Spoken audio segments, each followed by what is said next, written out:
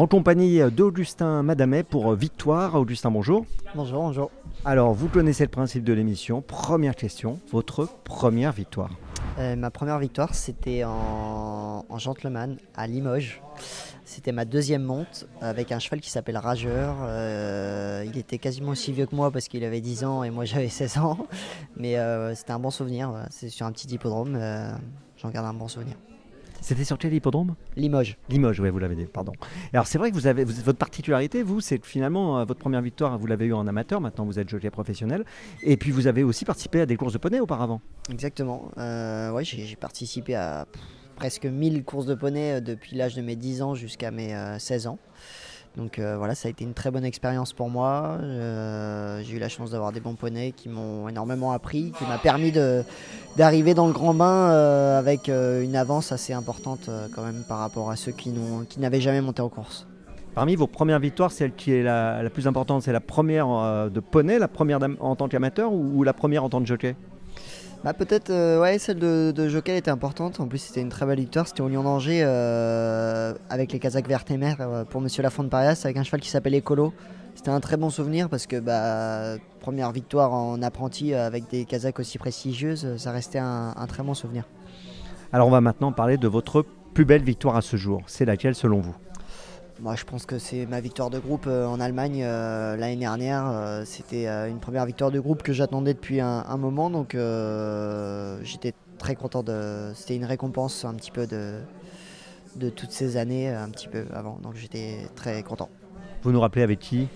Avec, j'ai un trou de mémoire, pour Monsieur Greveux, une jument qui a gagné Muskoka.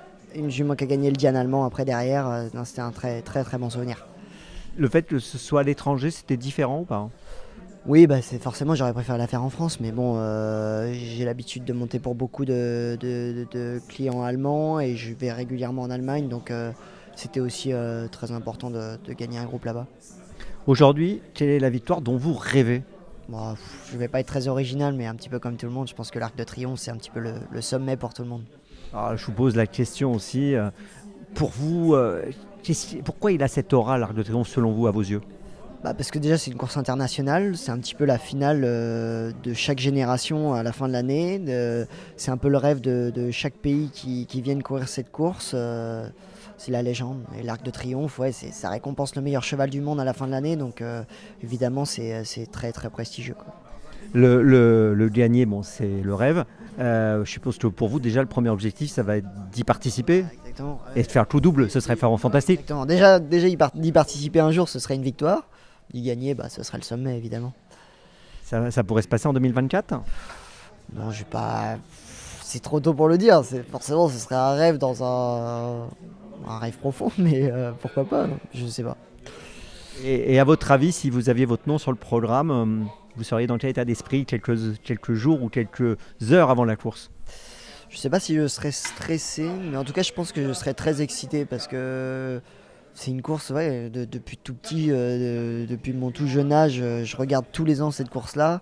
C'est un rêve d'y participer, donc je pense qu'il y aurait beaucoup d'excitation, surtout avant la course, impatient d'y être. Dernière question, quel cheval vous a le plus marqué et pourquoi? Je dirais plus 2 chevaux, mais qui étaient quasiment en même temps. Je commence par Zarkava, parce que Zarkava, c'était vraiment, j'avais l'âge, j'avais même pas 10 ans. Zarkava, c'était la star des stars. Tout ce qu'elle courait, elle gagnait. La regarder à la télé, c'était incroyable. Et une autre jument qui m'a impressionné par sa carrière, c'était Goldikova également. Vraiment, c'est les 2 chevaux qui m'ont vraiment marqué dans ma jeunesse, quoi. Deux profils assez différents. Zarkava, qui était parfois délicate au moment du départ, qui perdait du terrain, et Goldikova, qui était très puissante, qui semblait être un peu indestructible. Ouais, c'était pas la même distance, même si ils ont couru, je crois, le prix de Diane ensemble. Zarkava, ouais, c'était indestructible. Elle était très très, on dit imbattable parce qu'elle est invaincue pendant sa carrière. Et Zarkava, c'est pour la longévité.